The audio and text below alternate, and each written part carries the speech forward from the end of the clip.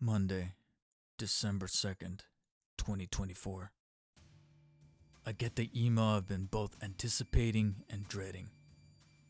Kid is about to make good on his promise. But can I make good on mine? Can I go the next month eating nothing but tuna packets and top ramen? I figure out a plan. I tell Kit to ship it, expecting nothing short of quick service and solid packaging. Only to be greeted by another box. Jesus Christ.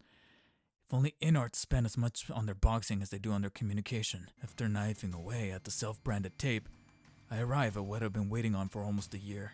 I'll finally have an answer to whether or not I should have waited for another box. Jesus Christ. And welcome to my first InArt review on the channel. Talked about InArt a number of times, whether it be in the 1/6 scale format or the upcoming more thick division that's going to handle 1/12. And technically speaking, there's one other InArt product that I do technically own. I just haven't gotten around to covering it in any capacity on the channel. But finally, I feel like this is probably the most appropriate way to kind of introduce InArt to the channel.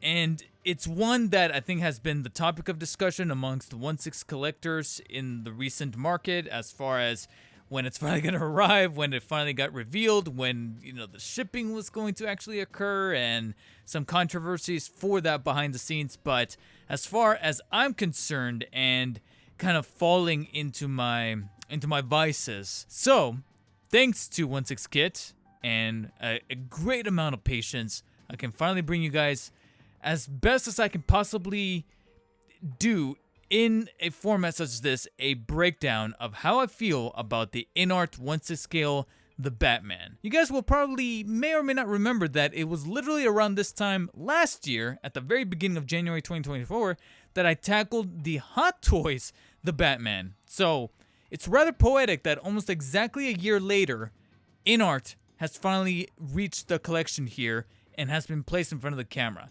which is on average how long you're going to really wait for an InArt product to begin with. So to kind of loop things back around, we're going to be doing a comparison between the two official 1/6 scale models, between InArt, Hot Toys. I don't really feel the need to break down every single accessory or facet, but really the bulk of what you really buy these things, the figure itself.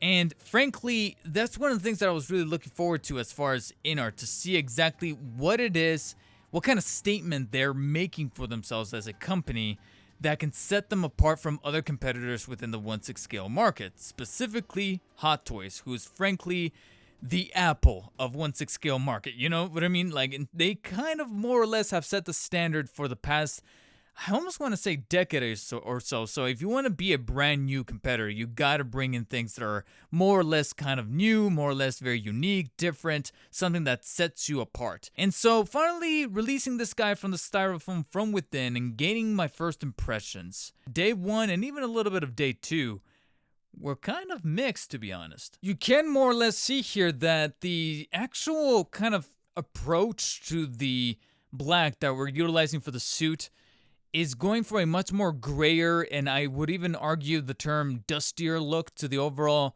physicality of the suit. The way that it's tailored, the way that it's color schemed, they're going for something that's a bit more brushy, almost like right out of the box, you took this guy and just kind of rolled it across the dirt out in your front lawn. And so initially, I'm not gonna lie, there was something about it that kind of put me off a little bit. I did want something that sure had a little bit of wear and tear to the actual realism of the tailoring and the surface matter, but at the same time, it just looked a little too smoky for me, a little too gray, to the point where it's kind of taking on a little bit of a yellowish tint and lesser black, lesser gray. And so it was actually something that I just kind of had to marinate and go, okay, so they're really going for a much more worn down, damaged approach to the suit that we didn't really see too much of it in the first opening moments of the film, but it's really as the film progresses through the course of the week from Halloween to where the movie ends, that yeah, the suit then gets a little dustier. He didn't really have time to clean it. It is, after all, year two Batman. And so it then becomes this kind of aesthetic to the suit itself, specifically towards the end where he's all muddied up and dirty and damaged and bruised. And so it kind of makes sense within that context, but I have to be completely honest that it really wasn't fitting my cup of tea when pulling it out of the box. I was kind of hoping for something that, yeah, it was grayer, but it still had a form of black, a uniformity to it. And so over time, I thought to myself, okay, that is the initial distinction that I can tell right from the get-go to the Hot Toys without even having to put the two of them side by side.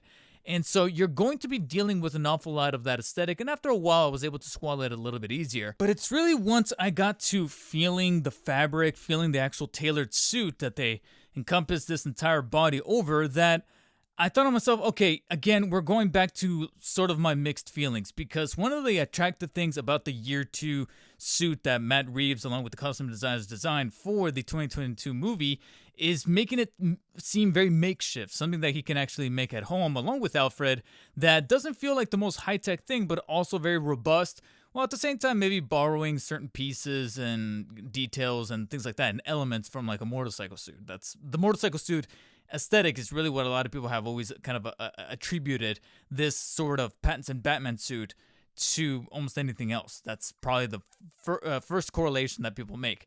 And so an awful lot of the padding and the separation that you get from the abdominal to the leg area is very evident here. It's taken on, like I said, that grayer, dustier, smokier kind of black, or it's almost not even black. It's like a jet gray that, again, looks very weathered, especially towards the end rims of the pads. To me, I would definitely compliment the padding and kind of like the separation and the tailoring of the actual fabric suit itself around the legs. I think that's probably where it's strongest and where it feels very, like I said, form-fitting rather, but also very slim and also tactile. I really do like the feel and look of the padding around the knees, the thighs, and even around a little bit of the hip area. It's really around the abdominal that it looks nice in terms of just optical, just looking straight dead on to it and looking at the pads, especially the very chevron-shaped ones here around the abdominal area. But it's once you kind of get the feel for them that they are, at least for me, on a subjective level, a little squishy. I do feel like they could have been a little bit more robust. It feels just a little too kind of hollowed out for my liking. Although I do really appreciate the actual attention to detail of the zippers and even the little bit of the zigzag kind of string kind of looping around this area right here to make it look like everything has been stitched together. And it's also another little detail that was carried on over to the back and sides of the pants themselves. Again, you get an awful lot of more quality stitching of different fabrics and textures happening around the ass area, very specifically, because frankly, that's where I was able to kind of point it out probably the most, is seeing the different levels and even different hues of fabric and kind of stitched together right here. Very masterclass. I won't take that away from them. And then you get an awful lot of more of that zigzaggy sort of pattern here on the side that's very trademark for the Pattinson Batman around the pants area. So you can see where exactly I'm favoring more so of the tailoring is got to be around the pants. It's once we get to the abdominal area that it feels a little too, like I said, mushy. The stitching around the hip area feels a little too like it was just kind of tucked away. But at the same time, it's not the worst thing imaginable. If anything, it then kind of points a little bit more attention to really what does work for me, which has to be an awful lot of the armor plating. Pretty much anything that's a little bit more hard plastic, and practically any part of the suit that is not made out of fabric. So most definitely the gauntlets with this trademark kind of needle-like design here on the top, along with the straps that make out the spikes of the gauntlets, very archetypal for Batman. But then, of course, the very distinct shoulder guards that, again, kind of attributed to that motorcycle suit or motorcycle padding kind of armor to the look itself, as well as the biceps. And it's actually in the bicep area where you see a little bit of a change in aesthetical look to the surface, where you have a straight up black along with some orange accents happening here towards the bottom, that then at least gives it a little bit of extra flair, and you see more of that flair coming through when it comes to the sculpting of not only the hands but also the shin guards here towards the part of the boots, where you have a little bit more of that orange, but it's not like a bright orange that some other toy manufacturers have been able to kind of lean a little bit too much to, like Mafex, Mezco. But of course, that's a smaller scale. They're not in the same league. Here, with a broader canvas, they're able to go for a much more muted down look that's a bit more screen accurate. So the orange is not as in your face. And so it complements the character, it complements the overall suit a whole lot better. And frankly, that's some of the areas that, like I said, stood out to me the most. And to me, what it all kind of converges to has to be that chest plate, which is a really nice piece with really great texture work happening along the surface. It's a hard piece that, in my opinion, definitely feels quality. This is effectively where I'm able to kind of digest a little bit more of the squishiness of the abdomen, appropriate terms there. But as you kind of navigate towards the top, it not only complements the padding of the abdomen, but it really brings everything down together along with the bat symbol itself right there, which is not only sculpted very beautifully with not only some wear and tear, some scratches to make it look like it's been used, but also a little bit of that airbrushed metallic look to the black, the silver kind of chippings, as well as the orange accents there in the center. I'm sort of indifferent to the shoes and the hands because they're pre-sculpted and they're decently sculpted as far as like the durability and the way that they're kind of etched in there and they're kind of matching the color scheme, but there's nothing really about them that really stands out to me as remarkable. You know, it's not like they it's not like they individually actually gave a string for the shoelaces or anything like that. You know, they do the job decently. However, maybe I should have counted myself a little grateful that they didn't go so intricate with the shoelaces of such shoes, or maybe a bit of the fabric around the hands themselves as far as the standard that they set themselves for the hands. Because once we get to a portion of the figure that you would think I would praise for its intricacy, but instead I feel like it just kind of created an awful lot of cumbersome moments and rather frustrating moments for me to handle as far as malleability of the figure, posability of the figure, but also assembly right out of the box. Because when you do pull him out of the box, this utility belt as well as the holster is actually detached. According to InArt, it's up to you to put these things together yourselves. And I gotta be honest, I kind of don't like that. I feel like for the price that you're paying, the companies should be doing this themselves before any actual mass production being put into the box, because getting this thing to be really situated, it's a bit of a nuisance. It's not the worst thing imaginable. It's sort of simple that anyone can really do it. In fact, I was able to do it without having to consult the instruction manual, but at the same time, I knew that afterwards it still looked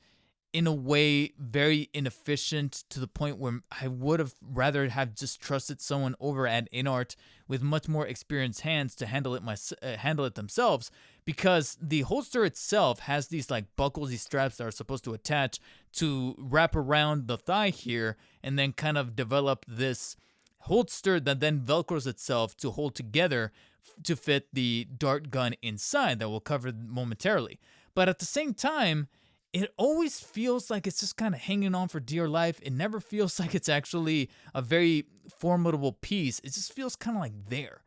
You know what I'm saying? It just feels like it's just kind of dangling off his thigh. And then furthermore, one of these buckles is always getting undone. Most of the time, it's actually the bottom one, which is ironic considering it's the looser one. But maybe that's why. Maybe it's the tightness of the top one kind of circumventing the thicker part of his thigh that's kind of holding everything together right here from the inside, a bit more firmer than the looser one. You have all these buckles and straps right here that are connecting the holster to the belt itself. And then the belt, you can see that it just kind of virtually falls apart every time I handle it. Whether it's either falling apart or it's just misaligned to where, again, I'm sorry, but I do suffer from a little bit of OCD. And so to have this thing constantly being askew like this, where you have maybe the left side a little higher than the right side, and it's not covering up the seam that is connecting the pants to the top part, or at least the bottom part here of the abdominal chest area or abdominal panel area, you know, again, I have to kind of futz with it, put it back in place. This buckle comes undone. It's not loose. It's not like it's defective or anything, but it's just, again, every time I handle something about the belt, one of these little like pouches that are, again, yes, technically screen accurate, and you have like a smaller one versus the bigger one. There's nothing crazy about it, and it does the job as far as, again, being fabric, felt materials that feel stitched together effectively, like I said, but I just feel like a little bit too much work was done here, that I'd rather them have just sewn it into the figure during mass production instead of me constantly futzing with it for the sake of realism, for the sake of actually having a legitimate belt that you have to tie together and then pull apart here at the buckle and adjust it accordingly. I have enough trouble adjusting my own belts in real life because of how abnormally skinny I am, constantly having to pull my pants up. I don't have to be doing it for my 1/6 scale figures, to be quite honest.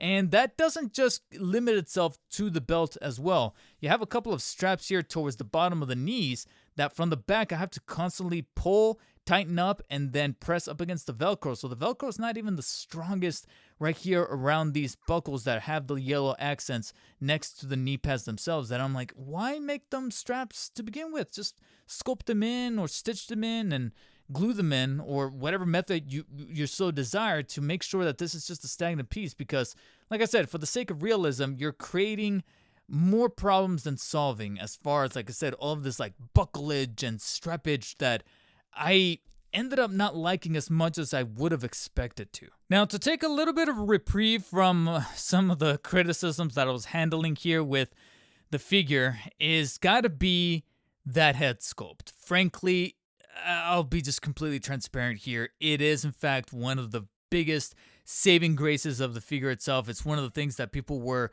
then putting their eyes on InArt and seeing whether or not it's going to be bringing competition to the market, especially a market so dominated by Hot Toys. And frankly, yeah, the work kind of just speaks for itself. Look at that. That is, in fact, Robert Pattinson as the Batman. I mean, that is an immaculate head sculpt. I keep staring at it. There's actual life behind the eyes. It never feels like it's dulled out. The sculpting and the actual work behind the green eyes that are very accurate. I mean, that is in fact Pattinson's eyes. But I think furthermore, it's got to be the very distinct chin and mouth plate that makes it very indicative that it's Robert Pattinson, and even has a much more pastier complexion. I mean, that's not a knock towards Pattinson, but he is a little bit of a pasty dude, and that's the one thing that I can definitely tell InArt got right, is making sure that his actual skin color within the mouth plate is accurate to look pastier, but also not devoid of any lifelike color. So you have a little bit more of that coming through with the lips, around the cheek area where he naturally blushes, but then even a little bit of that smokiness to make it look like it's got a shadow somewhat starting to come in, along with, again, the protruding chin that is very trademark of Pattinson, while at the same time also delivering the wear and tear, the scratches on the cowl, the stitching of it, make it look like it's very makeshift and put together.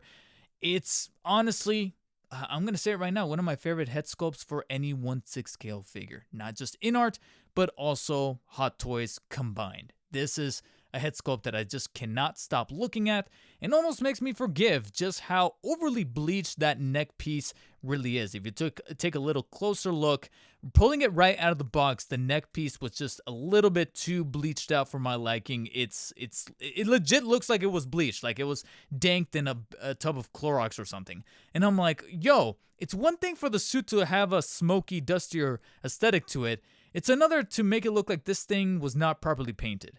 Thankfully, though, once you tuck it into the actual peg itself around the shoulder area and then mount the head sculpt on top of it, it's not only able to kind of blend in a little bit better, but it looks a bit more natural. So I'm able to forgive that ever so slightly, as well as also how prone it is to gravity. You'll notice that ever so often, even during this review, during the A-roll, you'll notice that the head slightly sinks down to the bottom. I understand that Batman is meant to be a brooding character, but ever so often I do want him to either look up or at least look a little bit more straight.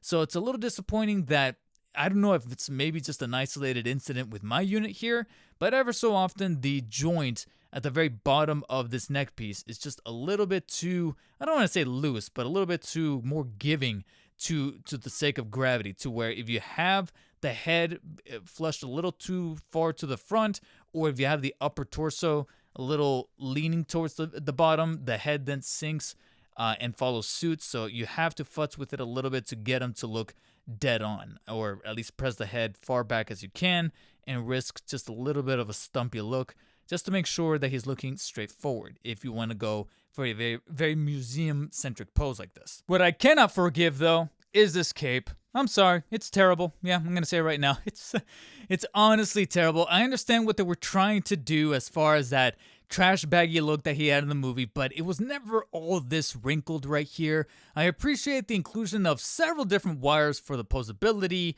the curvature around the bottom, and even a little bit of that attention to detail as far as the dustier look to the rims at the very bottom, as well as the way that it looks like even a little dusty here towards the top to where it connects to the rest of the body. It kind of makes it look a little bit more lifelike and screen accurate, and I appreciate that they went for a very simplistic approach to the method as to which you attach the cape to the body itself. You simply just have to remove the head, remove the neck piece, and even remove the chest plate, which is also held together by Velcro. And not only is it a straightforward process to then apply the cape, but it's technically one that you've seen before. It's frankly the exact same method that Hot Toys used for them to allow you to apply the cape onto the figure itself. So it's good to see that they didn't try doing anything too crazy or different. It's like, okay, just, loop it around, press it down, put the chest plate back on, put the headpiece back on, and you're set. So it's good to see that they didn't really change they didn't try to fix anything that wasn't really broken in the first place as far as that method to attach.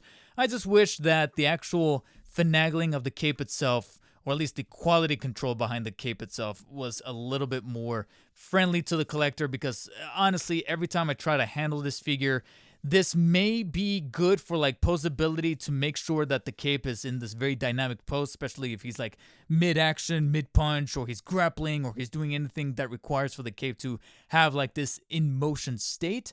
But if you're going for any traditional museum pose, oh yeah, I don't even have it, and I can tell you right now, I can almost jump the gun and recommend that Jackson Jew, I think it's called the Jackson Jew, custom cape, the drape cape, that I believe 1/6 Kit is also selling on his site, or you could probably find it by any other means.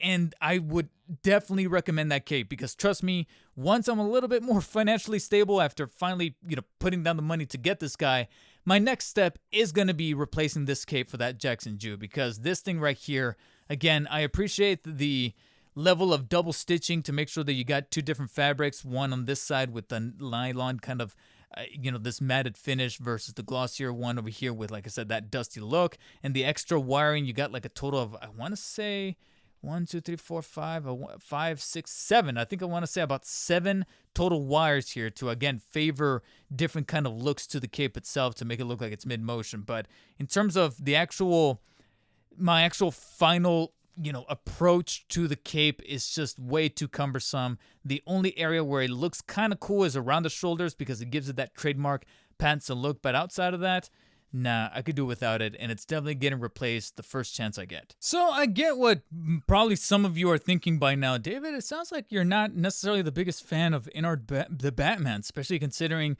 how pricey of a piece he really is. And for a little while there, I would give you credit and say that you're right, but here's the thing.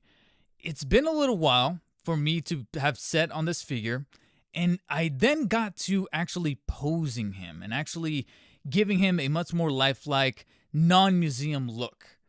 And that's where, little by little, time after time, day after day, it started to kind of win me over. Now, that's not to say that the articulation is anything revolutionary as far as a 1/6 scale figure is concerned, because that's the one area that, frankly, I had to remain pessimistic and not build very high expectations, because I never felt like InArt was giving the message that they were going to revolutionize 1/6 scale articulation, because if they're going for, every time that a manufacturer, whether it be InArt or even Hot Toys, are always talking about like how realistic the suit is going to be, how the tailoring is going to be 1-to-1 and as very representative of the real thing in the movie as possible, then my first train of thought is going to be, well, then the articulation is going to take a hit. And frankly, I think Pattinson Batman here is not the greatest exception. It's also not the worst example, but at the same time, it's not doing anything to move that department of a 1/6 scale figure any forward. Because as kind of noted before, when it came to the placement of the head and how I was mentioning that gravity kept kind of causing it to sink, it at least allows for some really good mobility, allowing the top part of the joint, which is kind of like this cylindrical, short, stubby piece that is holding the head in place, to rotate not only the full 360, but also kind of shift in place. It's kind of got like a little bit of a dumbbell design, so you're able to not only flex the head forward, backward, but also tilt it very generously up and down and side to side, so it's very, very fluid. And as mentioned before, since you have to attach it at the base, the neck piece is able to rotate slightly in place and kind of nudge up and down, side to side slightly, only it's stopped a little bit short because of the way that the collar is designed. So everything working in tandem there, you get some pretty good posability as far as how the head is able to move. Just keep in mind, like I said, a little bit of that sinking due to the way that the gravity is kind of pulling the head downwards, and how much you really have to futz with the neck piece to get it to get aligned back to normal, because you got to make sure that these like little grooves that are part of the collar design are facing forwards, and sometimes it's a little tough to get them back in place. Arms are almost pretty similar to that of any Hot Toys as far as mobility, and considering how well stitched the suit is. The extension levels right here are actually pretty decent. Just mind the shoulder guards. You'll notice that I'm using my index fingers to kind of place them or hold them in place because they are held together by Velcro. So extending them to the sides right here, they do get a little prone to popping off. It's already happened at least once or twice, I believe, mainly on this one right here where they kind of come off, but they're very easy to replace. Just do be careful when it comes to proper extension towards the sides. And then, of course, being a very realistic suit, you can definitely extend and rotate or at least move the arms forwards and backwards, but you're not going to be able to achieve any kind of 360 mobility due to the way that everything is just kind of held together. Though I'm personally rather surprised by how well the elbows are fully able to bend almost all the way up against the bicep right there. So that's pretty remarkable. And then you get a little bit of bicep swivel here around the area right here, so that's pretty good to see. Now, frankly, you can kind of forget about the hands right here because they are sporting a ball joint very similar to that of any Hot Toys figure or 1/6 scale figure. However, InArt decided to incorporate like this magnetized sort of approach to holding it in place. Except I feel like, I don't know if it's because of the magnets being utilized or just the way that everything is sculpted around the gauntlet piece, that rotation is not only feeling pretty stuck to the gauntlet, that it kind of moves the gauntlet along with it, but when you try to move the wrist just by itself, yeah, you can get the wrist to rotate full 360, but guess what? Doing so just makes the whole hand just come apart and fall off. And that goes double for whenever you want to bend the hinge of the wrist joint itself, which is technically there. You can see it right there. There is a hinge to allow the wrist to move, or at least allow the hand to move inwards and upwards. But it's almost kind of pointless because of the way that everything is pressed in and the magnet is holding it in place, that I'm over here just like, I really can't move the hand, really. The hand is almost rendered kind of immobile because when you try to rotate it, it rotates the gauntlet, so you're not really rotating the wrist just by itself. But then trying to bend the wrist is then so hard that when you give it an extra press, it just comes into conflict with the gauntlet, or it just has the hand come off completely, which I understand favors the other additional accessories to get them to swap out the hands, obviously if you couldn't already tell. But at the same time, I need my mobility of the wrist to be found there. Otherwise, you kind of made the whole hinge incorporation kind of pointless. Speaking of pointless, abdominal, pretty much not found. You can definitely forget about swiveling of any kind or nudging of any kind because of how everything is just put together right here and stitched together. And bending inwards and outwards, you can kind of see there's a little bit of mobility right there. But every time I do so, I feel like I'm stretching the fabric or doing something that I think, even without pulling out the Hot Toys just yet, I can tell you that the Hot Toys has a definitive win here over the InArt, because I do not feel like there's any kind of joints moving about whatsoever inside of the torso. You could practically forget about that. And I guess while we're on that subject, the stitching does limit a little bit of the top legs to where you can only really move the legs about that far forward right there before you start to get a little bit of tightness on the fabric from behind the ass piece right there. And some good mobility towards the back, but once again, you see a little bit of the stitching stretching right there around the crotch area. A little bit of flexibility as far as extending and moving the legs towards the sides right there to create a little bit of a split, but again, starts to pull itself together there via the stitching of the middle part of the pants. Though I'm genuinely surprised by how well the knees are ratcheted and allow almost a whole bend about that far up. So if you can kind of see it right there, that's actually pretty decent. Kind of reminds me of how much flexibility you're able to find in the elbows right there. So that's pretty cool. And again, they're very ratcheted, very firm, so they stay in place very firmly. And then, unlike the wrist, you do got a really good amount of mobility when it comes to like the angles, though mine's are a little bit on the stiff side when it comes to rotation, but they bend via a dumbbell design very similar to that of the head joint, so you're able to kind of bend the ankle downwards about that much, and then flex it up about that far, and then even pivot side to side pretty flexibly as far as allowing good foot balance when it comes to certain poses. Just mind a little bit of that, like I said, a little bit of that rotation because there is a little bit of stiffness. I don't know if they have, and I don't know how I feel about that noise, but they did go for that separated boot design to allow a little bit of that flexibility with the shoes. Just got to press down on a little bit on the shins to make sure that it flushes next to the shoe to make it look a little bit more natural. So you'll notice that it's pretty par for the course when it comes to a 1/6 scale figure. They didn't really do anything differently that I don't remember coming across as far as the Hot Toys equivalent was concerned. But at least when it got to me putting him in like some kind of fighting pose, specifically with the fisted hands and kind of spreading the feet a little bit, that made me go, okay, you know, we're starting to look a little cool. We're starting to get that authentic opening sequence taking on those goons from the Batman movie. So let's see what else I can really do when we incorporate the accessories, because I already mentioned that here he's sporting the fisted hands. Okay, so here's how I'm gonna break this down. Basically, there's some things here that I'm gonna confess right now I'm gonna breeze on through, because I feel like we're gonna be experiencing a little bit of deja vu, because I personally was when I was pulling them out of the styrofoam and kind of playing around with them and thinking to myself, I feel like I've done this before. I really have. And so there's really no way to kind of get around some of the basic staples you would expect for a 1/6 company to tackle in this regard. And first and foremost would have to be the hand accessories. As demonstrated during the articulation, those hands come off pretty frequently, and I don't want to say easily, but they just have a very stern way to come detached when you try to bend at the hinge, and that could be a folly on the way that those cuffs were designed for the gauntlets, but at the same time they do favor the function of being able to swap them out for the secondary hands, which are technically the ones that you saw before. The fisted hands were actually on the side. By default, he comes with these somewhat relaxed open hands. I say somewhat relaxed because at the same time the 4 main digits are attached to one another and sculpted together. And so personally, I would have liked it for them to be a little bit more individually designed as far as the main digits apart from the thumb. Overall though, the sculpting and the paintwork is just on par with that of the fists, which in my opinion are actually pretty good.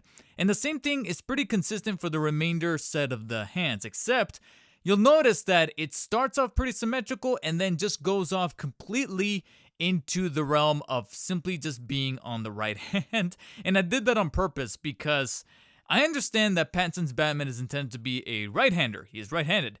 But at the same time, there's a couple of arguments to be made for why would have wanted for at least an extra left hand, because on top of all of this, you only really get 3 pairs of actual symmetrical hands. The fisted hands you saw, the relaxed hands that I just mentioned, and then, spoiler alert, of course, the grappler hands with the index finger and the middle finger extended in a very triggering kind of gesture like so, with the thumb on top and then the other 2 fingers kind of bent in, sculpted so that he can hold the deployed grappler extending from his forearm and the gauntlet. So obviously, you're going to have that on both hands, so you're able to swap those out and being able to pose them in either direction. But when it comes to the other gestures to hold other accessories that we're about to cover, they only give it for his right hand.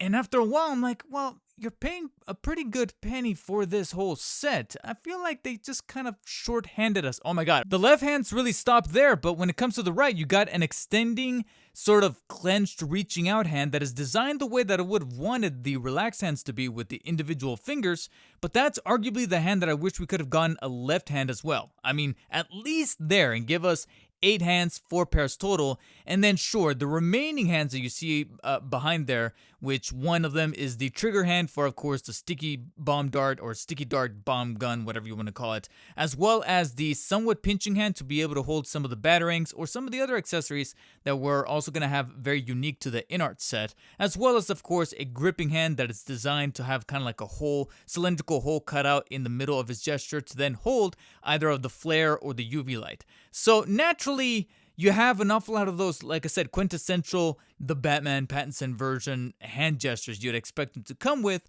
I just wish that out of all of them, at least one of them, and for my dollar, I would have expected it to be the semi-reaching out clenched hand, because then it would have been nice to maybe have him look like he's reaching out like this in a very terrorizing pose with the cape. I don't know, but I personally would have liked that hand to be an extra bonus to have also available in the left hand. And as aforementioned, an awful lot of these hands are supposed to work with some of the accessories you get here that, again, I'm going to slightly breeze through because you really have seen a good chunk of these accessories before, whether it be with Hot Toys or if we are to shrink down the scaling just a tad bit to the prosumer tier with the likes of Ace H Figuarts and Mafex. Of course, you're going to have that sticky dart gun, as I mentioned before. You're going to have the UV light, the flare, the handcuffs, the sticky bomb compartments, one of which you can actually swap out for the one that is default inside of the sticky dart gun, as well as 2 other compartments that have little clips to hold on his belt, the grapplers that can be swapped out for the compacted grapplers that are on his gauntlets, so you have that same functionality where you simply just remove it off the peg, swap it in for the plate that then fits into the 3 pegs with the deployed grappler, and then naturally you're also going to have shrunken down grapple hooks as well as the elongated hooks with this wiring that fit into the nozzle of the grapplers. Again, very similar to how you've seen with other figures before, whether it be in the scale or even some of the smaller ones, and then naturally an unmasked, unutilized empty cowl right about right there. And then of course the batarangs, one of which is extended to look kind of like a knife and to be utilized as such like it does in the crime scene during the scene in that film. And then, of course, one that is a little bit more shrunken up to make it look like either the one that comes out of his chest or a throwable batarang. And naturally, including these last 2 pieces also means that, yes, you can remove the batarang from his chest. That is actually just as satisfying to do as it is to see, and it's held together by a magnet, and so being able to do so is pretty simple. Press on one of the wings, and it comes off. That way, you're able to complete this overall illusion with these last 2 accessories. And my overall feeling of all these is that I'm pretty whelmed by them, to be quite honest. That's why I kind of wanted to breeze on them, because as I was playing around with them, I was like, yeah. And also the adrenaline guns. See, that's how passe they are. You also have the adrenaline pins back there that are all adequately painted, really well sculpted, pretty good quality. Specifically, to me, the standouts would have to be the durable wire for the extended grapple hook, the actual attention to detail behind the paint applications to make it feel metallic with the batarangs as far as the orange accents, the reflective and weathering nature of the metal brush to make it look like it's something that's being utilized, as well as the little additional details of the chip the paint chips kind of scraping off, as well as the bladed look to them. And then the sticky dart gun that is not only pretty well decently sculpted and painted, but it's also got this additional detail of the wire kind of sticking out to give it a little bit of added flair. And naturally, since I was praising the original cowled head, the empty cowl is no exception. All they have to do is really just copy and paste the exact same piece, only make it empty. So you have those natural little details and making it seem like it's got some chipping and wear and tear to make it very lifelike. But apart from that, there was just nothing that was flooring me. But at the same time, nothing that felt terribly cheap. It was just pretty, middle of the road. And so an awful lot of these things are pretty functionable, specifically the handcuffs. You are able to open them up and they actually clip and ratchet into place and they stop at a designated point and they do flip kind of back and forth. Just be careful because they do kind of stick when it comes to that middle hinge. But apart from that, it's just a very simulated feel to the plastic to make it a little weighty while never ever really touching on die cast, which I feel like with InArt, I think maybe they could have set themselves a little bit more apart by having some of these pieces be a little die-cast, whether it be the batarangs, the handcuffs, or even some elements, some little pieces here and there of the sticky dart gun. So moving on to this half of the floor where you have pretty much all of the specific stuff you get uniquely with the InArt set. And first and foremost would have to be the base itself that is kind of holding up the hand accessories here. Which frankly, I really do dig the design here because I can tell you right now, this pretty much beats out all of those very standard rectangular bases that Hot Toys always throws in with their default version of the figures. Obviously, we got the deluxe line that has very intricate, elaborate setups for their displays. They're very well sculpted. They often, most of the time when it comes to some of the Batman characters, or at least the iterations of Batman, they always throw in something that has a very rocky texture to it, maybe resembling that of a gargoyle or the side of a building, etc. So those things get pretty, well detailed and elaborate, but at the same time, that's most of the time reserved for their deluxe. So when it comes to any version of the Batman figure here, whether it be the sculpted or rooted, they often come with this version of the base that I just like the simplicity of it as far as being just a rounded disc, a little bit more closer to the floor so you don't really risk topping or anything like that. But at the same time, the evoking the feel and the look of the lid of the bat signal itself. So even though I didn't go for the all-in set that comes with the bat signal, you at least get a really good fill-in as far as the display set here, replicating that look to the lid as far as the vents, the bat signal there at the center, the sides here with these little pieces right here to again resemble that bit at the top of the bat signal. But then my favorite part would have to be the name kind of sculpted and etched in, along with the actual bat symbol behind it right there at the front. And interestingly enough, it doesn't have the right there at the top. It actually just says Batman. So that's a pretty cool, nifty little design choice. Speaking of design choices, though, they opted for something that I appreciate the idea of, but the execution could have used some work, which sadly is a bit of a trend for InArt from what I can tell. These bases actually come with magnets built into them that are designed to hold the figure in place, because the boots actually have magnets within them as well, so that you're able to feel a little bit more secure placing the figure on top of this base, as you kind of saw during the beginning of this review when I was actually covering the figure.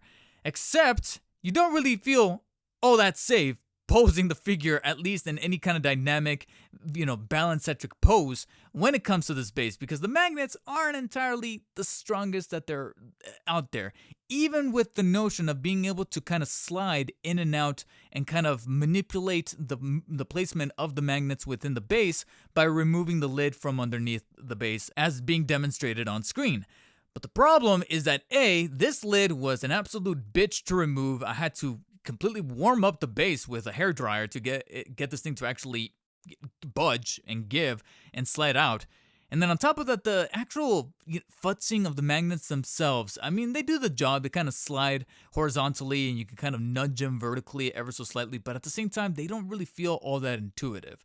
So when it comes to the different placements that you see right there, they don't do that much of an effective job of holding the figure in place. You feel the boots kind of clamping down and attaching, but they're not the strongest magnets, which I find terribly ironic, because in a little while, we're going to talk about some magnets that are a little bit too strong to the point where it creates a problem. But before we get to that, we got some other problems over here, one of which is not the envelopes as well as the Riddler cards, because I gotta be honest, out of all the stuff that is very unique to InArt, not the only, but one of the things that I ended up falling in love with unexpectedly would have to be these little envelopes that are holding the Riddler cards inside with the little riddles that Batman has to investigate throughout the film. And I don't know what it is. I understand that they're simple little pieces of paper that aren't even properly assembled and attached like a real envelope. They kind of fold out in a way where it's like, okay, you just took some paper, printed the little writing on it to mimic that of what you see in the movie. But it's pretty accurate because you have pretty much the green and the red and a little bit of the pink and the yellow one with the proper sizing of the lettering, the proper fonting. You even have the accurate little detail that a lot of people were kind of creating theories around, which is that the white envelope says for the Batman as opposed to the Batman. So a lot of people thought, did he know? Was he purposely targeting Alfred and he knew that that wasn't going to go to the Batman, so he wrote 4? There was different theories going around, and this is also the one that has the little logo there at the bottom that legitimately says fireproof. So again, a nice little piece of attention to detail. That's pretty cool. And it's even got the stronger little construction design to the envelope itself. It's a little bit more durable as opposed to the simple paper ones over here. And then the cards themselves are also really well detailed as far as actually having the riddles inside. They have the royalty-free design for the cards themselves. Like this one right here from the beginning of the movie that says, from your secret friend, who, let's play a game, just me and you, etc. What does a liar do when he's dead? And it's written exactly like it is in the movie along with the cipher. So again, this stuff, I don't know what it is, but it was really cool to kind of mix and match the riddles with their proper envelopes to the point where I actually had to skim through the movie to find out which one went with which one, at least as far as the ones that I couldn't deduce myself. But it was fun. It wasn't like a tedious chore or anything. It was actually kind of fun to do this. So I thought it was pretty cool for InArt to throw that in. Speaking of pretty interesting things for InArt to toss in, you also got this nice little dime bag. Yes, I said it. That comes with what I can tell is the extra spare buttons for the buckles and the pouches that Batman has on his person. I can only assume that's what it's for. None of the instructions or dioramas in the instruction booklet really point out what this exactly is. So my guess is that, again, it's spare buttons, but if any of you know by some chance, let me know down in the comment section below. And unlike Hot Toys, they tossed in the Bat Laptop. Yeah, wondering if it's using Intel or AMD, but nevertheless, you have the Bat Laptop right there, which is able to open and close, has a couple of hinges there in the middle, and it's decently sculpted, albeit just a tiny little bit cheap feeling, especially when you kind of feel the keyboards right there that are not QWERTY designed. They're actually alphabetical, which I think is pretty animalistic behavior, but what can you expect from the Batman? But apart from that, you got this airbrushing design to the chrome paints right there on top that, again, it's pretty serviceable. It does the job. You also have these nice little side buttons there on the side that I wish were a little bit functional in terms of like pressing down, because they're really well done as far as applying the little symbols there that say play, skip, pause, etc.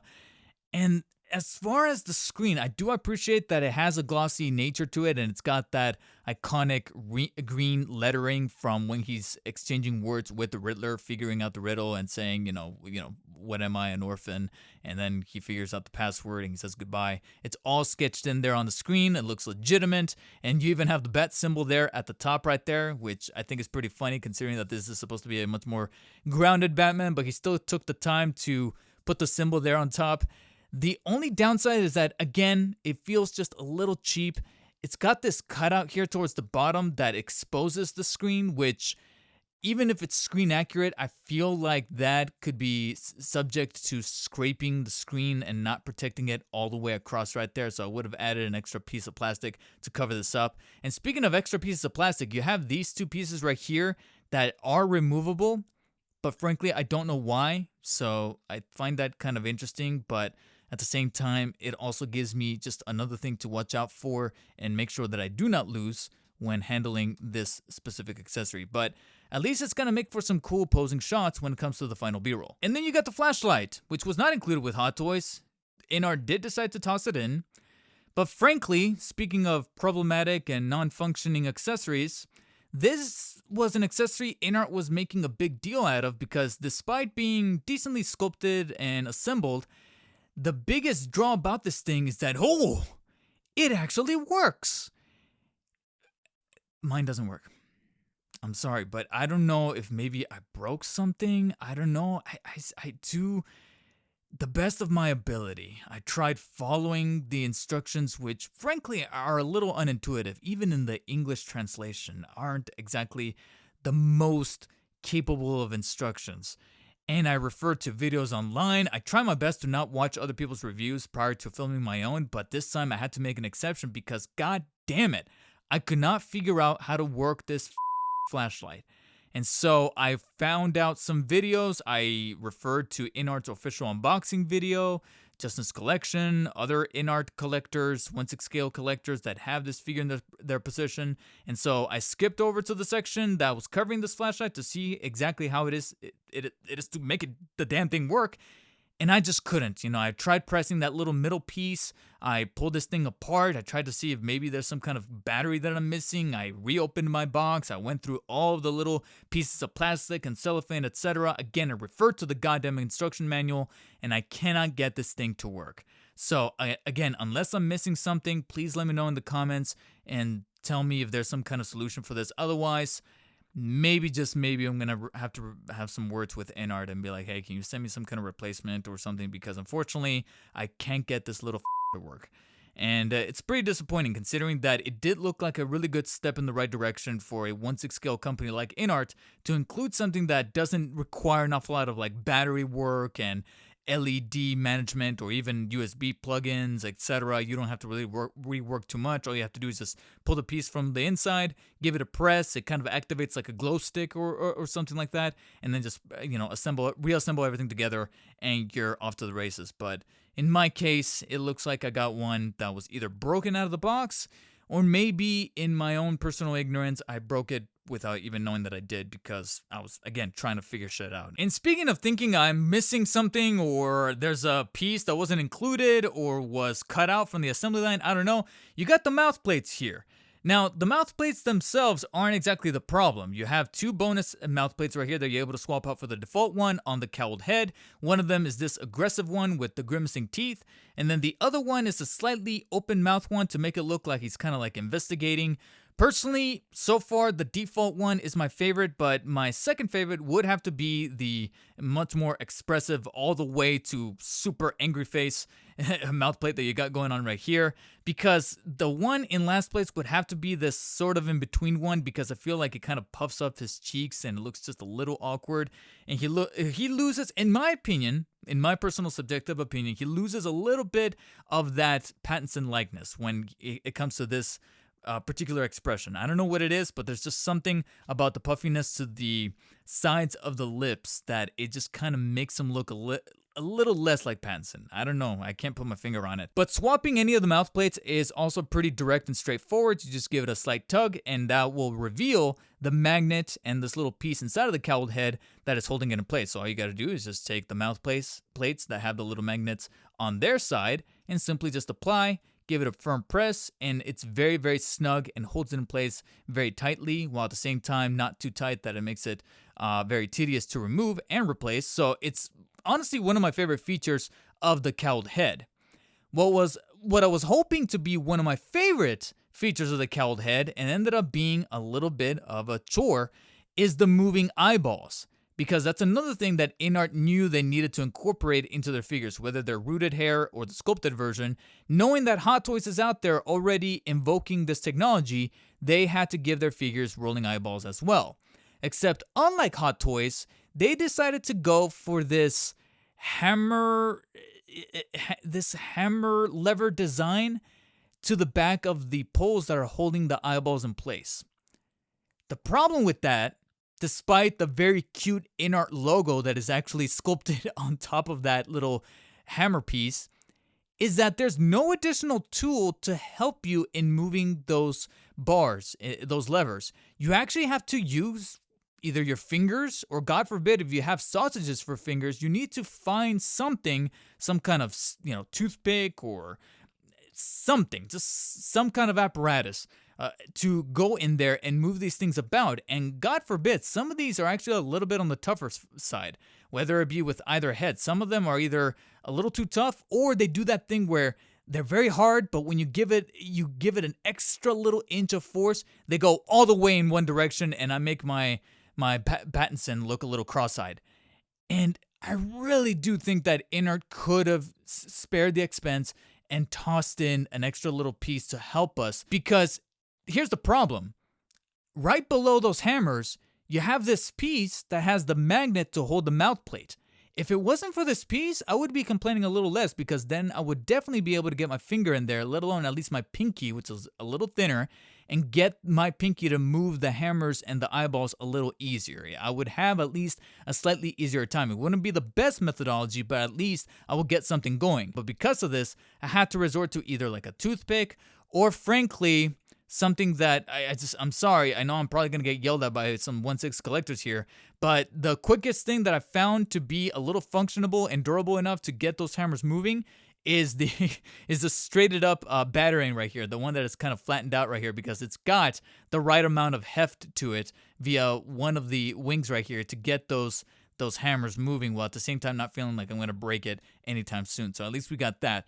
But yeah, that's the only real way to get the moving eyeballs to function in a way that feels intuitive. And what makes it even more frustrating is that, going back to those instructions, there's a legit diorama on there, a pictograph, that shows the cowled head with the moving eyeballs, but without this piece right here. They don't account for it. They literally just go, stick your finger in there and move those hammer pieces or those levers to move the eyeballs.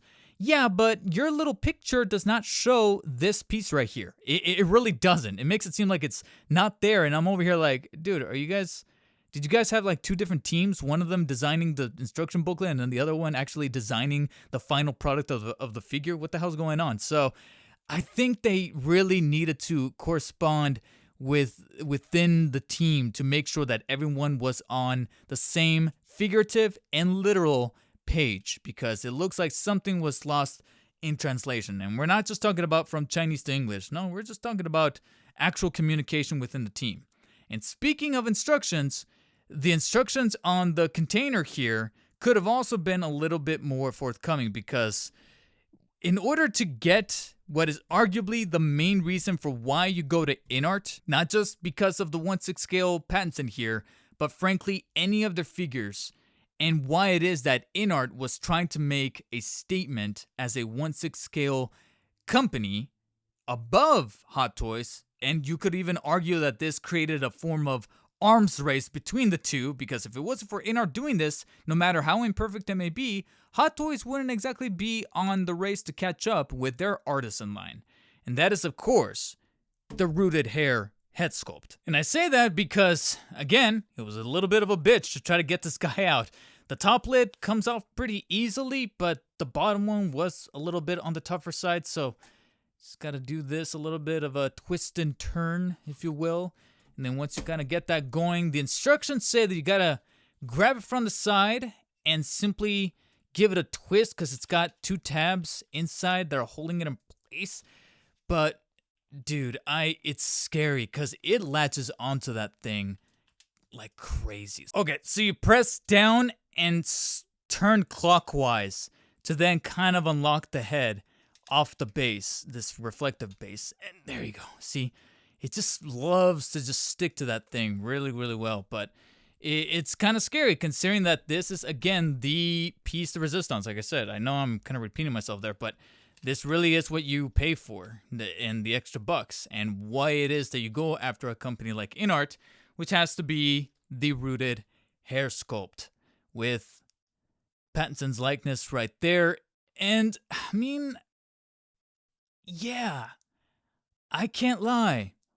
That is Pattinson. That is actually pretty remarkable. That is amazing.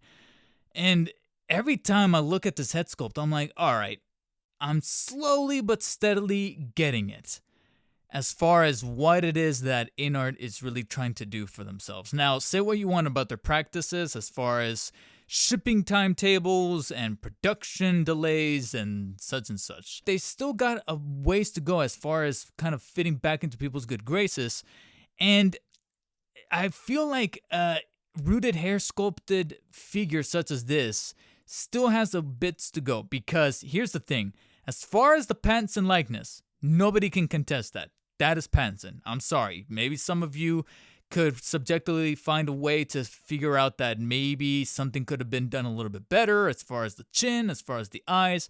But to me, I see Pattinson. I see him with the makeup. I see his green eyes. I see everything. And I've already seen some pictures of some people where their hair is not exactly the best tailored, but frankly, mine was pretty well done, despite feeling a little, I like to say a little greasy in some areas, specifically here towards the back. There's like this little sticky kind of substance that's holding a little bit of the hair in place, and it just feels like he's been hairsprayed to death. It's like before he put on the helmet, he just kind of sprayed his hair for like 5 minutes straight. But on the bright side, especially when it comes to certain poses, or at least from certain angles, specifically this comb over that he's got going on right here, where some of the hairlines are actually starting to poof out a little bit to give it a little bit of volume, a little bit of that realism, it at least looks legit. It doesn't look like it's going too crazy, too Edward Scissorhands, and at the same time, you have enough threads that are kind of peeling to give it a reason for why it is that you get the rooted hair sculpt. Because obviously, if it's too plastered down, then it's going to look a little too plasticky, and at that point, you might as well have gotten the sculpted version. So the version that I got right here came out pretty well done as far as hitting that happy medium to give it purpose, to give it that look like, okay, this is exactly what I was looking for, and I just cannot stop looking at the figure. As far as, like I said, that paint application to make it look like a little bit of stubble is coming across the chiseled chin. You even have the part of the neck piece that doesn't look as badly bleached as the one that is made for the default figure. So I find that kind of interesting that this one doesn't look as bleached. So it makes me wonder if maybe mine came a little bit overly bleached, and that was actually a legitimate problem, a legitimate QC issue. But you guys let me know down in the comments if you've seen some other InArt figures, or at least other representations of this figure that maybe doesn't look as badly bleached. But as far as handling the figure, and again, looking at those eyes and looking at the overall composition, it's really well done. The only problem is that after a little bit of futzing, I do see a couple of hair strands. Just like in regular life, you have occasional hairs that are going to start falling out. Even if you're not going bald, you're going to have hairs falling out of your head naturally. It's dead skin. But when it comes to this woolen hair implementation, for the most part, it's pretty good, but ever so often you have the occasional hair that comes straying away and starts getting detached. But the problem with the 1/6 scale head is that the hairs don't exactly get shrunken down to scale. You know what I mean? Like the hairs are like in this standard sizing. So when they stick out, they stick out. And I just can't help myself but just go in there and just pluck them out. So I'm doing that already a little bit after handling the figure already a couple of times. So there is a little bit of tailoring. There is going to have to be a little bit of styling and futzing to make sure that those hairs are kept to a minimum. And much like the cowled head, this guy also comes with rolling eyeballs as well to give it even more life, even more expression. Except the method to do so, you actually have to kind of dig, and it took me a good like 10 minutes or so to make sure that I can do this without damaging either the hair follicles or the figure itself. But you kind of have to reach in here and slowly peel the back panel that will then reveal the open compartment here. As you can see right there, this is actually pretty scary considering you have the woolen hair kind of peeling away a little bit there. And inside you have not only a magnetic tab that is holding it in place, but you also see a little bit of sculpted hair towards the bottom here to kind of complete the illusion. And then right inside of it, you have the 2 hammers for each individual eye, as well as some added magnets to hold the panel in place. What I do appreciate though, unlike the cowled head, you have no mouth plate that is getting in the way of you moving these eyeballs. So these eyeball hammers, these levers, are a bit more intuitive than that of the cowled head. They're much more direct. They are a little stiffer, so you kind of have to give them an added little bit of force. And naturally, this leads to a couple of moments where I give it a little bit of force, doesn't budge. I give it just a little bit of extra force, and then poof, the eye just goes completely to the right or completely to the left, and I ended up going with a Pennywise Pattinson. But just a little bit of trial and error, and you can get him to look in different directions and add a little bit of extra life to your Pattinson Batman. And again, I'm looking at this head sculpt, and having him posed with the empty skull is just immaculate.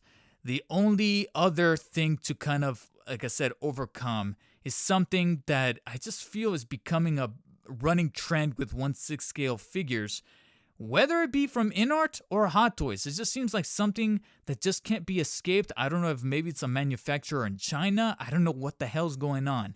But if you guys are incorporating magnets into your figures, make sure you put the right strength ones. I know that term is completely incorrect the way I'm utilizing it, but put the ones with the proper strength where they belong. The stronger ones should have been on the base, and the weaker ones on the head sculpt, or at least on the neck peg that is inside of the neck stump for the cowled head. Due to the way that this bottom adapter piece towards the bottom here is designed, I came to the realization that this guy had his magnet removed via the magnet that is inside of the stump for the main body.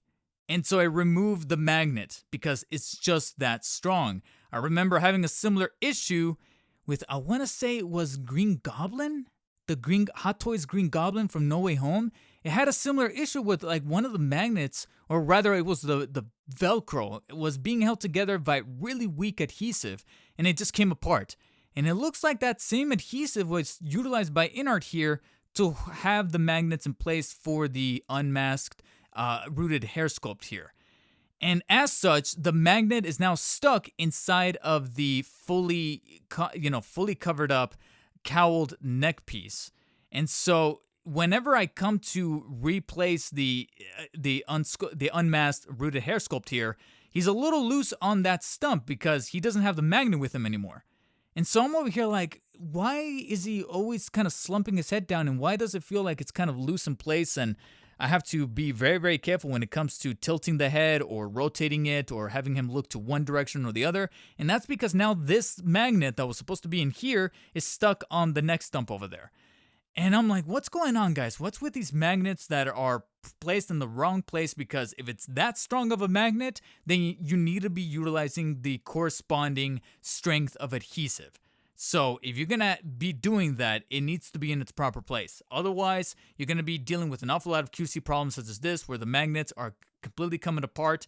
And when it comes to such a strong magnet, I don't know, maybe you should have included that in the base to hold the figure in place and not have to worry about it toppling over. And then get the magnets that were in here that are a little bit on the weaker side and have that be in your head sculpts or in your neck pieces, what have you. Every time that I feel like InArt is doing something here that's really, really cool and setting itself apart, takes a couple of those steps forward, but then naturally another step back. And that's so far it's been my overall experience, especially for one of my recent favorite interpretations of Batman from Robert Pattinson. And I was really looking forward to seeing exactly what InArt had in store for them as a company, as the more direct 1/6 scale competitor to the likes of Hot Toys.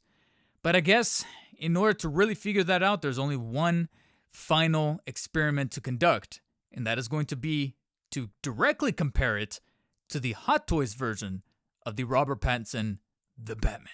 And I do want to make one thing perfectly clear.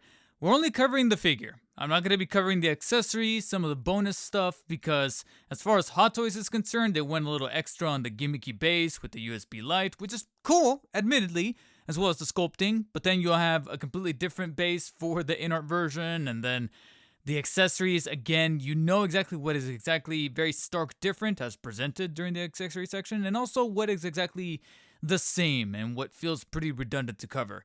And let's just face it, when it really boils down to comparisons and seeing exactly who comes out on top, it's really the core figure. As far as the suit, the head sculpt, the unmasked head sculpt, the likeness, the details, all of this that you see before you're here. And plus, this video is already pretty damn long, and I really wouldn't want to keep you guys any further. So here's the thing. Before I jump to the main figure, I feel compelled to just kind of tackle and get the unmasked head sculpts out of the way since they're a little bit more on the manageable side. And also because it's the easiest one to declare a verdict on. I'm sorry, it's the Hot Toys. As soon as I pulled this guy back out of storage and finally put it here in front of the light box to make sure that I'm really not missing anything as far as detailing, sculpting, paint, comparisons, etc., it was very easy to declare the winner. I'm sorry, Hot Toys, you had a good run, but frankly, looking back, I really don't know exactly what I was thinking. InArt is the definitive winner as far as likeness, as far as complexion, getting, again, that pasty look to what Pattinson looked like in the movie itself. And sure, he's got the eye makeup, and you could argue that maybe a little bit of a marginal percentage of likeness lost within the InArt could be found. You know, you can make a devil's advocate argument for it, but apart from that, there's so many different angles, especially once you get those moving eyeballs looking at a specific direction, that I look at this guy and go, yeah, this is immaculate, this is amazing. And I still stand by what I said, despite, like I said, having a few loose hairs that need to be either pricked or combed over to give it a little bit of extra volume and styling, and maybe even get a little bit of dust and particles outside. He's got his own natural dandruff, which frankly is just dust that's kind of percolating here in my room.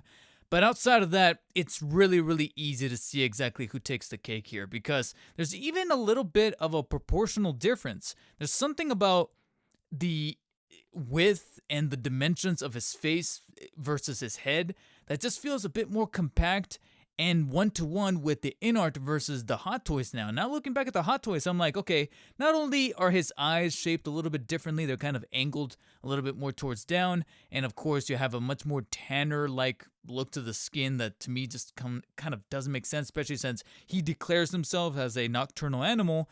But beyond that, you have them trying to emulate some kind of stubble, but it just looks like he's got some scarring on his chin, and even though they try to get the protrudeness of his jawline, InArt just simply did it a little bit better. I know I've seen already a couple of Reddit posts or Facebook group posts for the official 1/6 scale group and communities out there trying to make an argument that the Hot Toys is better, but I'm frankly just not seeing it. The definitive winner as far as the unmasked head sculpts here, even if I were to have gotten the sculpted hair version, I can confidently say that if I were to have gone for the cheaper sculpted version of this head right here, I still would have given the crown on over to InArt. And if we're in the mood for awarding some bonus points, at least the magnets stay on for the InArt, because this is exactly what I was talking about a little earlier.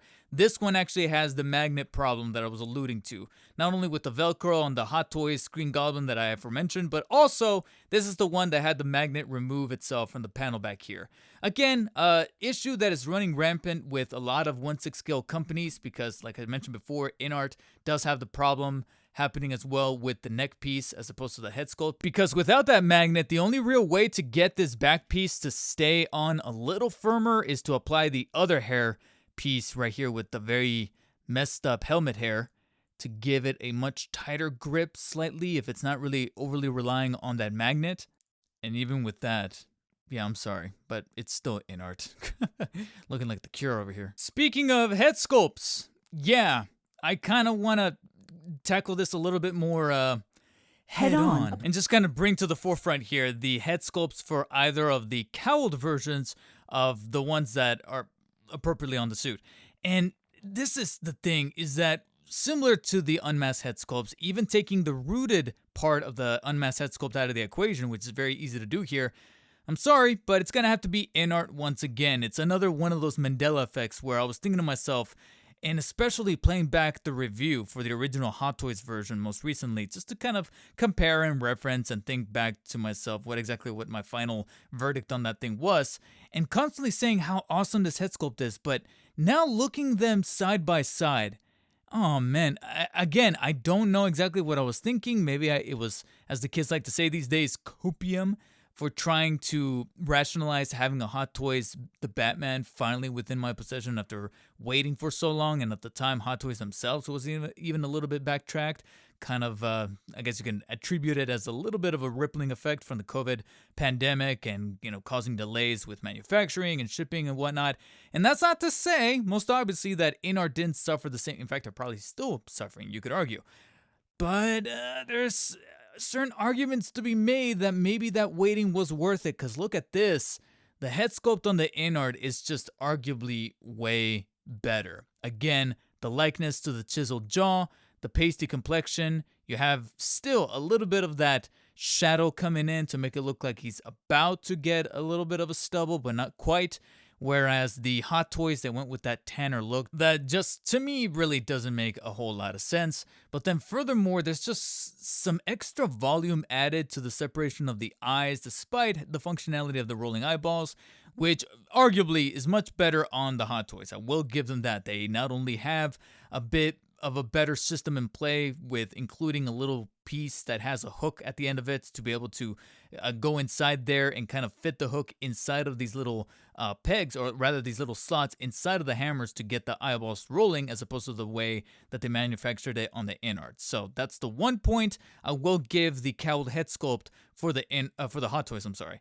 But as far as likeness, as far as just looking at the head and then constantly thinking to myself, yep, they replicated it almost 1-to-1, it really is effectively InArt. Not only with, again, the likeness to Pattinson as far as the green eyes, the proportions of the eyes sinking in within the cowl, but then the cowl itself just has a much better look to the texture, to the overall paint applications, the scuffs to make it look a little bit battle damaged. I would even argue that the Hot Toys has kind of like this orangey little flair to the way that the panels are supposed to be stitched together, whereas the InArt has a bit more of a natural look.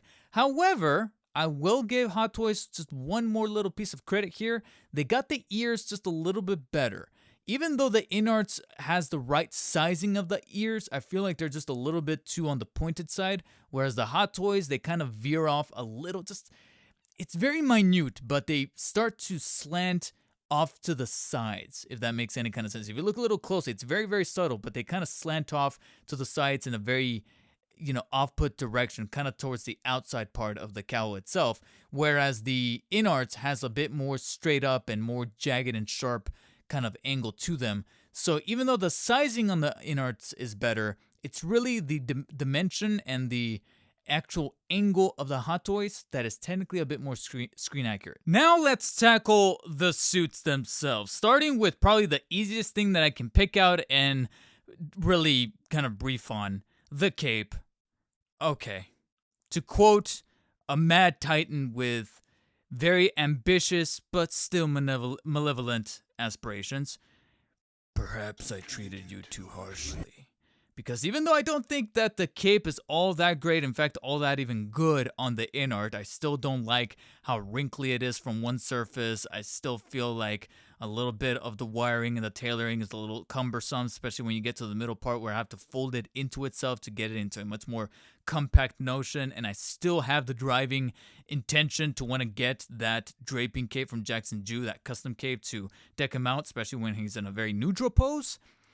It is, however, double stitched and a finer quality than the paper that we have for the Hot Toys. I completely forgot just how bad the Hot Toys one really is. I'm sorry. Not only did they go for an even dirtier design towards the bottom here where you have legitimate kind of mud creeping up behind it, but the wires aren't even all that strong. And again, it's not even double stitched, so it's literally like this flimsy paper-like kind of fabric to it that feels like a trash bag. Much more than that of the InArt. So now looking back, I'm like, all right, yeah, I may have jumped the gun slightly as far as how I was feeling about, or how quote-unquote terrible I was feeling towards the InArt cape. It's definitely a whole lot better than whatever Hot Toys dished out. They definitely cheaped out on the cape, and that's another department that InArt was able to secure the win.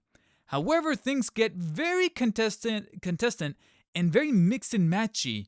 When it comes to the suits themselves, I was genuinely surprised by how much I was able to kind of take away, give, take, and give and take as I navigated down both suits and thought to myself, wow, I really did think that InArt was going to be able to sweep here, but that frankly didn't end up being the case. There's areas of the InArt suit when it comes to that dusty, much dirtier aesthetic or that lighter gray that favors it, specifically around the pants area. I still feel like the stitching is very top-notch there.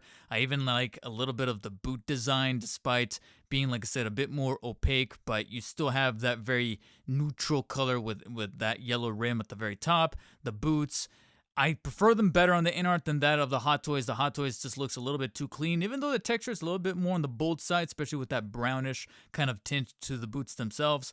It just matches a little bit more consistently with the InArt. But then, as I mentioned before, that holster and that belt, miles better despite the discrepancy with the little adhesive that was holding one of the pouches that, as you can kind of tell, came off. But at least everything looks a bit more symmetrical and uniformal because it's all pre-stitched and pre-assembled, whereas me having to do a little bit of that work still feels a little aloof on the InArt. You can see that it's still slanting, it's still exposing a little bit of the stitching from underneath that's connecting the bottom part of the suit versus the top. The holster is a little bit on the wonky side, but again, I know that that's something that could maybe be achieved if I try a little harder to pull on the straps and make sure everything is Velcroed together. But at the same time, knowing that another company out here that put out a figure that's technically cheaper if you were to go for the one that's just by itself, the standalone, looks a little bit more, I don't want to say decadent, but just a little cleaner, a little bit more put together, a little bit more quality as far as mass production and coming out of the factory. And so I feel like I'm willing to at least have the company do it for me if that's going to be the case. Once you get to the top part of the body is where I started to flip back and forth. I'm sorry, I know this might irritate some folks, but I just found myself constantly flipping back and forth, wishing that the two would just fuse together with certain qualities, because I like the actual construction and build of the abdominal pads on the Hot Toys, but I just wish that they would have a bit more of a uniform look like the InArts does. Even though the color aesthetic kind of looks a little, like I said, on the dustier side, at least I like the flattened look. I just wish that they were a little less squishy like the Hot Toys. But then the chest piece, I think, looks a lot nicer and a lot more screen accurate on the InArts versus that of the Hot Toys. The Hot Toys looks a little too clean, a little bit darker, like it just came out of, like I said, being produced. And that's not supposed to be the case. It's supposed to be year 2 Batman, supposed to have a little bit of wear and tear and tumble and dirt and just having this destructive nature to it, especially if you're going to be matching the scuffs on the bat symbol itself. It kind of sticks out a little weird and unorthodox, having the plating around it be a little bit too clean. But then you get to the shoulder guards, and again, it could just be me, but I like the shoulder guards on the Hot Toys just a little bit better than that of the InArts. It's not bad on the InArts, but there's just something a bit more aesthetically pleasing for the Hot Toys versus that of the InArts.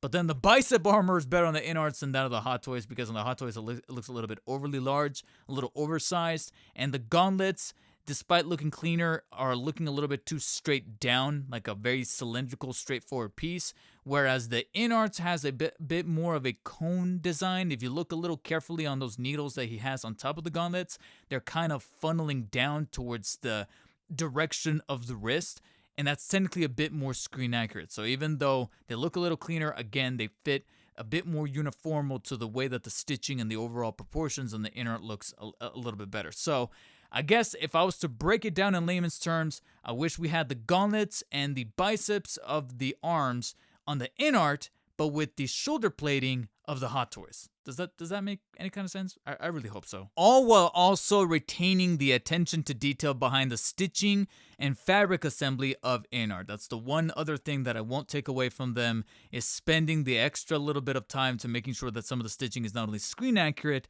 but also much more, again, uniformal and brought together better than that of Hot Toys. Because eventually Hot Toys got real big that they needed to start, relying on, production factories and such. And I'm assuming they just have a much more automated system at play, and you can kind of see a little bit of that feel coming through with the way that this overall stitching of the suit is put upon the body, because despite having slightly better articulation, you're still dealing with some parts that are a little bit too tight, but they still look very put together by like a machine, especially when it comes to that zigzaggy nature of the side stitching to the Pattinson Batman that it's known for, and even a little bit of the oversizing happening with the knee pads. The knee pads look gargantuan on the Hot Toys versus that of the InArts, whereas on InArts it looks a little bit to be a bit better flush up against the kneecap, and then once you kind of rotate over to the side, you see that zigzaggy pattern with the stitching and the lining that looks not only more screen accurate,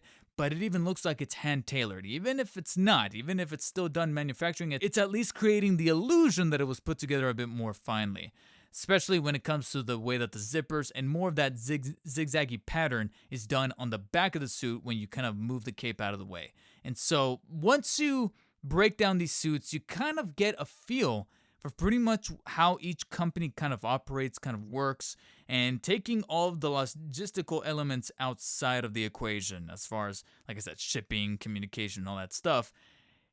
I think that so far the Pattinson Batman is probably one of the more indicative examples to really, illustrate to someone, especially someone who's probably in the thinking stage, in the conception stage of wanting to start a 1/6 scale collection, exactly which company they should go for, should there be a character out there, such as the Pattinson Batman, that both companies have tackled thus far. But if you have the expendable income, right now, my final verdict would have to be that yes, the InArt is better. If I was to be told that I need to part ways with one of these figures, as far as between the Hot Toys and the InArt, and I can only keep one, the other one's gotta go, it is definitively the InArt, and I'm trying to disenfranchise myself from the feeling, the FOMO, the FOMO element, considering just how hard it is to come by an InArt rooted hair version of the Pattinson Batman, and the scarcity of it all. And I still objectively, from my heart of hearts, can say that the InArt version is better, especially considering how well the rooted hair sculpt ended up being, not only with the likeness to Pattinson, but also how very minimal tailoring and futzing and styling I had to do with the hairs themselves. Even, again, the occasional one has to be kind of tucked away and kind of kept clean, and you need that extra level of finesse to handle such as pristine figures such as this one. But at the same time, I understand if Hot Toys is the much more budget-friendly option, and I use that term very loosely and with very broad quotes, because you're still dealing with a figure that's hundreds of dollars. But of course, they're available through outlets such as Sideshow, Big Bad Toy Store, with impeccable customer service. If you do have a problem with your figure, most times than not, they're going to be able to offer some kind of replacement part or some kind of store credit so you can have some sort of solution. Whereas with InArt, that's a hurdle that you need to be prepared for, because they're still trying to find their logistic footing. If you're able to, again, disconnect yourself from those things and just look at the core values presented within the figure, the stitching is better on the InArt, the likeness to the head sculpt, the accessories that we're able to pack in for the value proposition. I just wish that, again, when you kind of break down everything that comes in box, the very intricate box with the styrofoam packing, the levels that have to be removed, the sleeve that has to be slid down, the very puzzling nature to the owner's manual that feels like that of a car's when you first buy it, because I at least appreciate the simplicity to the instruction booklet for any Hot Toys figure that you pick up.